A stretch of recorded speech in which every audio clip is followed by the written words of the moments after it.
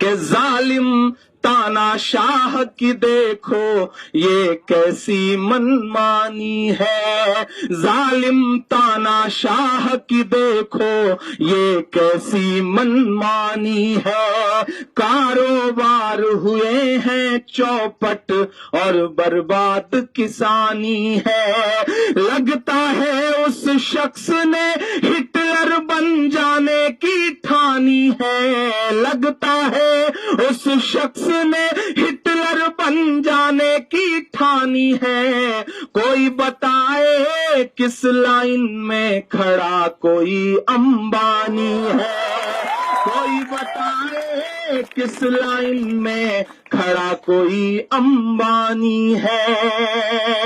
Note بندی ہوئی، رات کے 8 بجے اسکرین کالی ہوئی، ایک چہرہ نمودار ہوا اور اس نے کہا بھائیوں بہنوں آج سے 500 اور 1000 کی نوٹ رکھتی ہے، کاغذ کا ٹکڑا ہے۔ حالانکہ وہ جھوٹ بول رہے تھے، کاغذ کا ٹکڑا نہیں تھا اس سمے تک، آپ بدل سکتے تھے اسے، نوٹ امانیہ ہو گئے تھے، بدلے جا سکتے تھے، لیکن کس طرح سے ڈرامیٹک طریقے سے تینوں سیناؤں کے ادھیکشوں کو بلا کر کے ایسا میسج دینے کی کوشش کی گئی جیسے جنگ چھیڑنے جا رہے ہوں۔ سچ یہی ہے کہ وہ جنگ ہی چھیڑ رہے تھے، لیکن وہ جنگ اس دیش کے عام آدمیوں کی جیب سے تھی۔ 500 کا جو پرانا نوٹ تھا، 1000 کا جو پرانا نوٹ تھا، اس سے تقریباً 35 دن تک ڈیزل بکتا رہا، پیٹرول بکتا رہا، لیکن اس 500 کے پرانے نوٹ سے دودھ نہیں بکا، سبزی نہیں بکی، اناج نہیں بکا۔ کیوں؟ کیونکہ ڈیزل اور پیٹرول امبانی کا ہے، اناج اور سبزی اور دودھ عام آدمی کی ہے، کسانوں کی ہے۔ سوچئے گا 72 کروڑ روپے کا کپڑا پہننے والے 2.5 سال میں یہ کہتے ہیں کہ دیش ہت میں فیصلہ ہے۔ دیش ہت میں فیصلے ایسے نہیں ہوتے صاحب، اور دیش ہت کا فیصلہ جو ہے وہ عوام نے ہی اس کا ٹھیکہ تھوڑی لے رکھا ہے۔ آپ گوا، تمل ناڈو اور مہاراشٹر کے 3 گھنٹے کے بھاشن میں 3 کپڑا بدلیں گے اور ہم سے امید کریں گے کہ ہم قطار میں کھڑے کھڑے مر جائیں۔ بولنا پڑے گا ایسے لوگوں کے خلاف۔ اگر چپ رہے تو یہ وقت بہت برا ہے، جو چپ رہتے ہیں وقت ان سے بہت برا امتحان لیتا ہے۔ جن انگریزوں کی حکومت میں کبھی سورج نہیں ڈوبتا تھا، آج وہ چپ ہو گئے، وقت کو نہیں پہچان سکے تو آج ان کے راجاؤں کے کپڑے بینڈ باجے والے پہنتے ہیں۔ سمجھنا پڑے گا، وقت سے آنکھ ملانی پڑے گی۔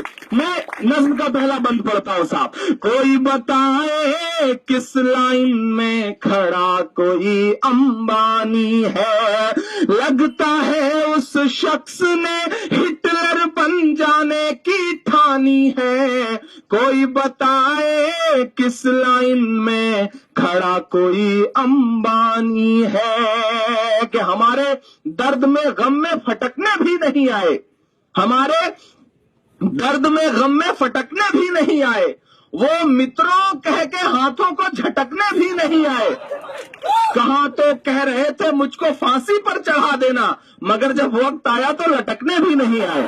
50 دن پورے ہوئے، میں 46 منٹ تک لائیو سنتا رہا، جھیلتا رہا کہ کاش وہ یہ کہہ دیں کہ میں نے کالے دھن کے خلاف جو مہم شروع کی تھی میں اس میں ہار گیا، کون سے چوراہے پر آؤں، لیکن یہ چھوڑ کر کے انہوں نے سب بھاشن پلایا، لیکن کہیں سے بھی نہ چوراہے کا ذکر آیا نہ پھانسی پہ لٹکنے کا ذکر آیا۔ میں بند پڑھتا ہوں صاحب۔ کوئی بتائے کس لائن میں کھڑا کوئی امبانی ہے، کہ جو کہتے تھے 100 دن کے اندر کالا دھن لائیں گے، کالا دھن نہ لا پائے تو خود پھانسی چڑھ جائیں گے، کالا دھن نہ لا پائے تو خود پھانسی چڑھ جائیں گے، 2.5 سال ہوئے ہیں پھر بھی جملے بازی چالو ہے، 2.5 سال ہوئے ہیں پھر بھی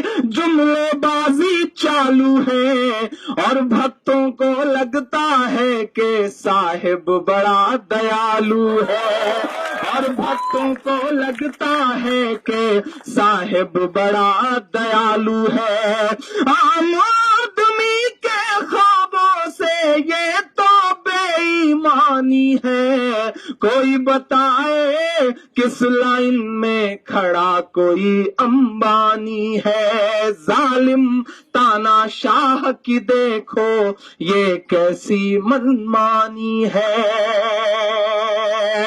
جینیو کو سلام کہ آپ اس شخص کے شاطر پنے کو سمجھتے ہیں اور اسی تیور کے ساتھ اس سے لڑتے ہیں، ورنہ جب وپکش میں بیٹھے لوگ ہیں نا वो उसका शातिरपना नहीं समझ पा रहे हैं। वो शख्स रिश्तों का भी कितना इस्तेमाल करता है कि अपनी 97 साल की बूढ़ी माँ को 4500 रुपया निकालने के लिए कतार में खड़ा कर देता है। आप समझिए कि वो रिश्तों का कैसे इस्तेमाल करते हैं। और हद तो यह है साहब कि जब उनकी माताजी पैसे निकालने गई तो लिमिट 4500 थी, वो निकाल करके आई, दूसरे दिन 2000 कर दी गई। उनकी माताजी निकाले तो 4500 और हमारी आपकी माताजी जाए तो 2000। ये भी नाइंसाफी का एक आलम है। मैंने एक शेर कहा कि फर्जी आंसू छलकाना पड़ जाए ये अमाल न कर, फर्जी आंसू छलकाना पड़ जाए ये अमाल न कर, पहले ही जज्बात नहीं है खुद को और कंगाल न कर। वोट के नाम पे, नोट के नाम पे खूब सियासत कर, लेकिन माँ जैसे पाकीज़ा रिश्ते का तो इस्तेमाल न कर, माँ जैसे पाकीज़ा रिश्ते का तो इस्तेमाल न कर। मैं ये बंद पढ़ता हूं साहब कि माँ बहनों के पल्लू के सारे पैसे लूट गए, माँ बहनों